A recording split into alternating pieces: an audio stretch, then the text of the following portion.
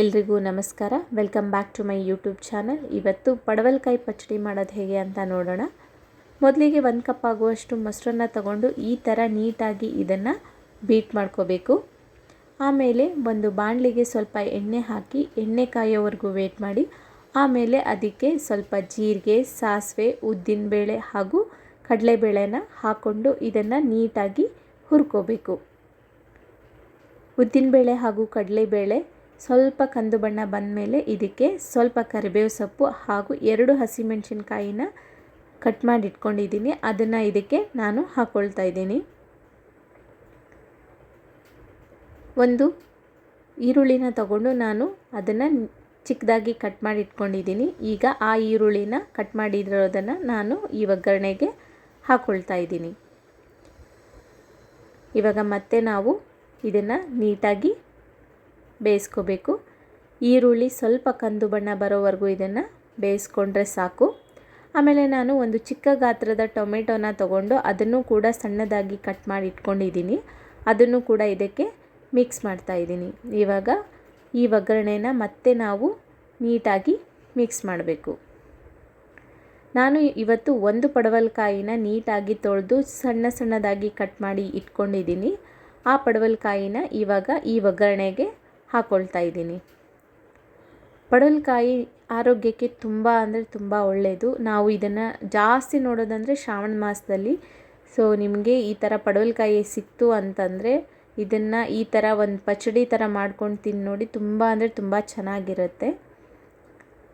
ಇವಾಗ ಇದನ್ನು ನೀಟಾಗಿ ಮಿಕ್ಸ್ ಆದಮೇಲೆ ನಾನು ಇದಕ್ಕೆ ರುಚಿಗೆ ತಕ್ಕಷ್ಟು ಉಪ್ಪು ಹಾಗೆ ಸ್ವಲ್ಪ ಅರಿಶಿನ ಪುಡಿನ ಹಾಕಿ ಮತ್ತೆ ಇದನ್ನು ನೀಟಾಗಿ ಮಿಕ್ಸ್ ಮಾಡ್ಕೊಳ್ತಾ ಇದ್ದೀನಿ.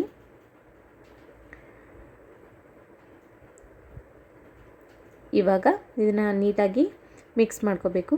ಈಗ ಏನಂದರೆ ಪಡವಲಕಾಯಿ ಸ್ವಲ್ಪ ಬೇಯಬೇಕು, ಅದು ಮೆತ್ತಗಾಗಬೇಕು ಅಲ್ವಾ. ಮೆತ್ತಗಾಗಬೇಕು ಅಂದರೆ ನಾವು ಇದಕ್ಕೆ ಸ್ವಲ್ಪ ನೀರನ್ನು ಹಾಕಿ ನೀಟಾಗಿ ಇದನ್ನು ಮಿಕ್ಸ್ ಮಾಡಬೇಕು. ನಾನಿಲ್ಲಿ ಸ್ವಲ್ಪ ನೀರನ್ನು ಹಾಕ್ತಾ ಇದ್ದೀನಿ. ಪಡವಲಕಾಯಿ ಮತ್ತು ಎಲ್ಲ ಒಗ್ಗರಣೆ ಸ್ವಲ್ಪ ಮೆತ್ತಗಾಗಲಿ ಅಂತ ಅಷ್ಟೇ. ಇವಾಗ ಇದನ್ನು ನೀಟಾಗಿ ಮಿಕ್ಸ್ ಮಾಡಿಕೊಂಡು ಒಂದು ಪ್ಲೇಟ್ ತೊಗೊಂಡು ನಾನು ಇದನ್ನು ಕವರ್ ಮಾಡ್ತಾ ಇದ್ದೀನಿ. ಮುಚ್ಚಿಬಿಟ್ಟು ಮೀಡಿಯಮ್ ಫ್ಲೇಮಲ್ಲಿ ಒಂದು 2 to 3 ಮಿನಿಟ್ಸ್ ಇದನ್ನು ನಾವು ಬೇಯಿಸ್ಕೋಬೇಕು.